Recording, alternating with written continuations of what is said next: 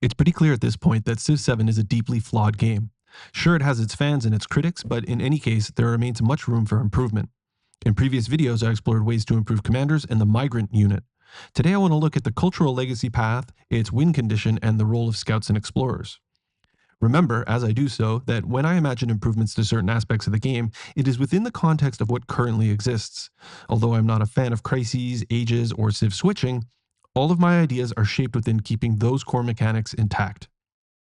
One of the common complaints circulating in the Civ community is this idea that paths to victory are too linear. I agree, and it is a point I have reiterated in some of my videos. Although I'm not against the legacy path, and building wonders, collecting relics, and collecting artifacts are fine as ways to earn cultural attribute points, but building the world's fair as the means by which to earn a cultural victory feels very empty and unsatisfying. Unlike in Civ 6, where the overall nature of how you've built your empire and treated the land contributes to your cultural victory, in Civ 7 the path is very direct and the barrier low. It means that a culture win in Civ 7 feels empty and unsatisfying. In this video, I want to look more deeply into scouts and explorers and a third unit I will invent today, and how they can all work to add depth to the cultural victory and make it a more satisfying way to win the game. First, Antiquity Age Scouts were one of the few areas of Civ 7 that I thought developers made real improvements.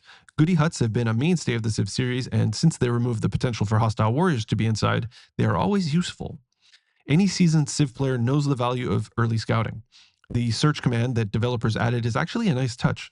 To be honest, Antiquity Age Scouts, I wouldn't change at all. Exploration Age Scouts, however, I would. A lot. In fact, instead of calling them scouts, for the exploration era, I would call these units explorers. I mean, it's right there in the name of the age. And I would beef up what they can do substantially and immediately. If you're playing properly, by the end of the Antiquity Age, the whole of your home continent should have been mostly explored, or most of the land should be occupied by you and your rivals. It means that having a scout exactly as you had in the previous age is kind of redundant.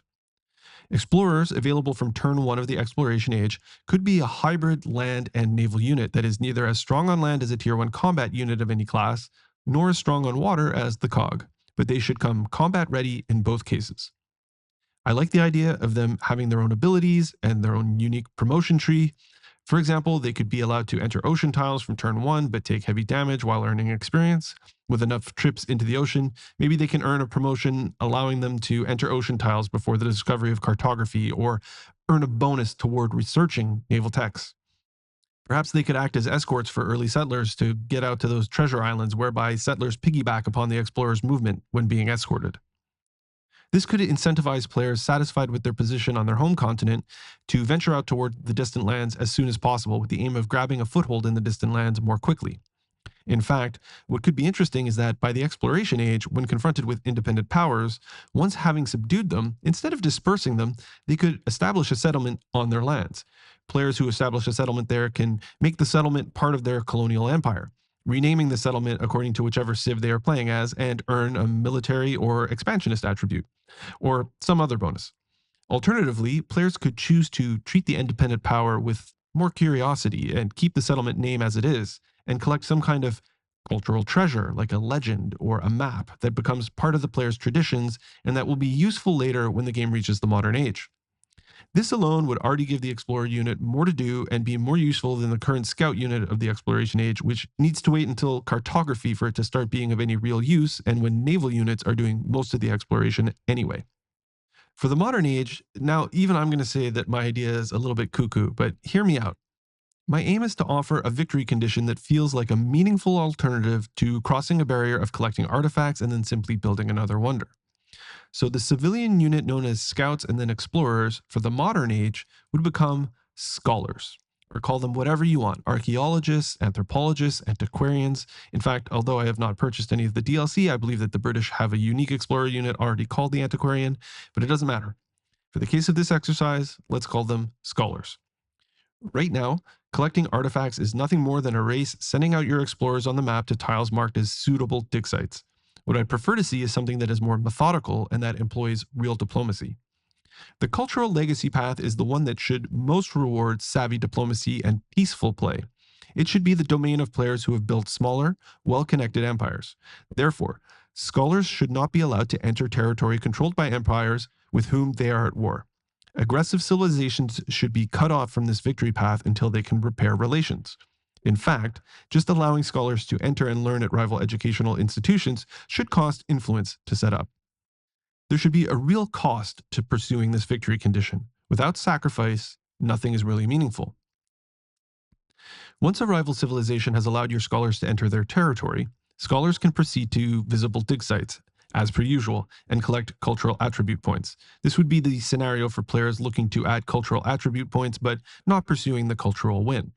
For players specifically seeking a culture win, from dig sites they could choose instead to receive a clue, or a legend, or a map, similar and related to the foreign lands prizes earned by explorers in the previous age, should players have collected any up to this point. Scholars could use these clues to then use foreign universities to receive more clues and insight along the path toward a culture victory. So where am I going with this?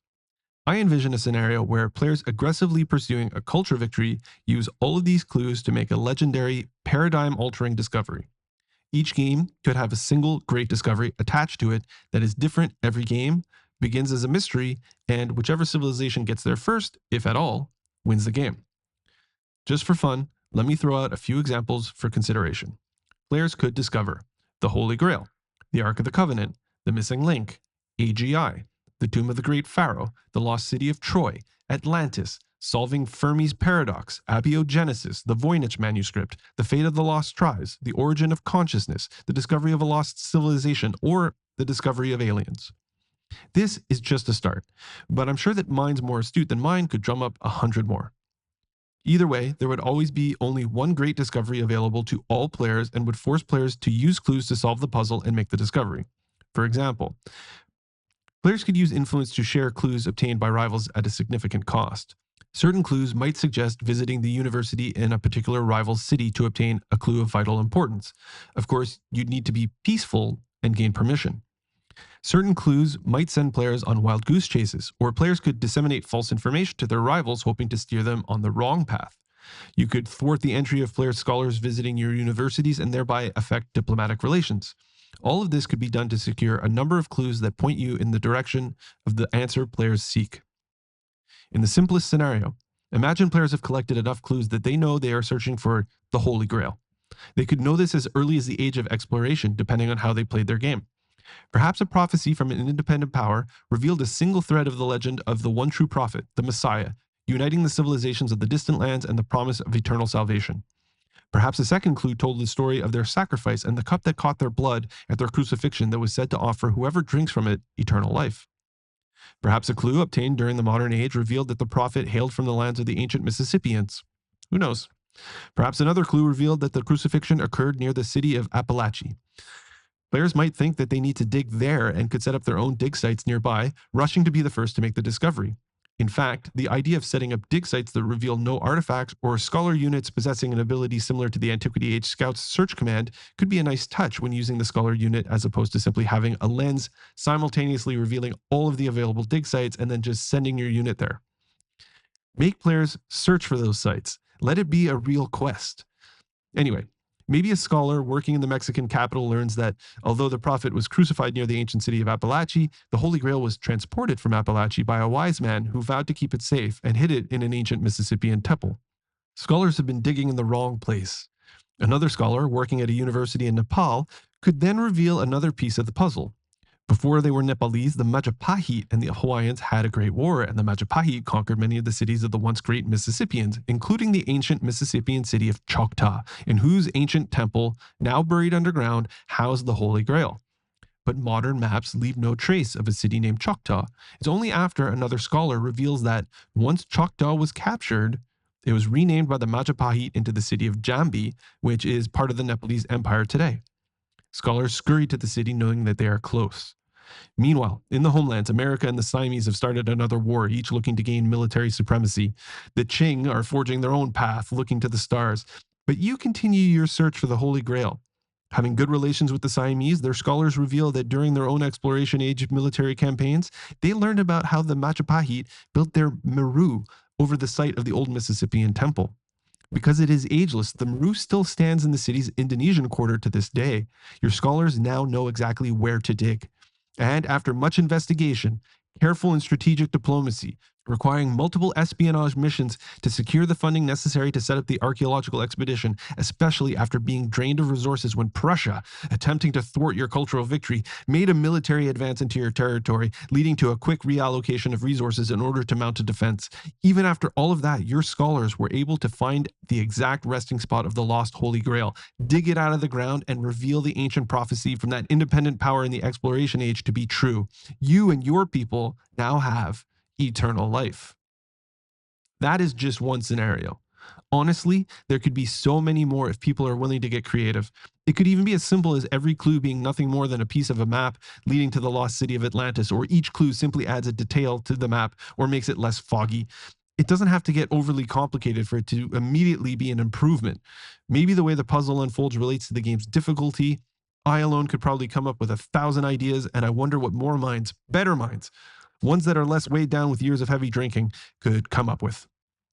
What I do know, though, is that I would like to see at least one victory condition that involves more long term thinking than what we have. Fans of the channel will know that I also despise the current state of the scientific win condition. Larger, far flung empires that are often embroiled in conflict are shut out from science wins when their economy gets punished for overexpansion.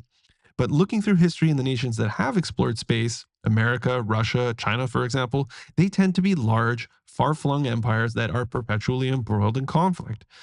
Keeping the science victory and domination more closely aligned with each other makes way more sense because this idea of, I don't know, Denmark or Costa Rica being the first to reach space feels silly to me.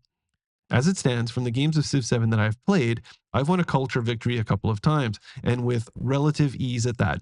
It's one of those win conditions that seems detached from the way you've played the game up until it's time for you to decide to win. As long as you have half a mind on moving your explorers around looking for dig sites, then collecting enough artifacts is just a matter of the time it takes to move your units there and then build the wonder in your most productive city. Far flung empires constantly embroiled in conflict and whose economy is stagnating from expansion penalties can easily win a culture victory. Doesn't make any sense.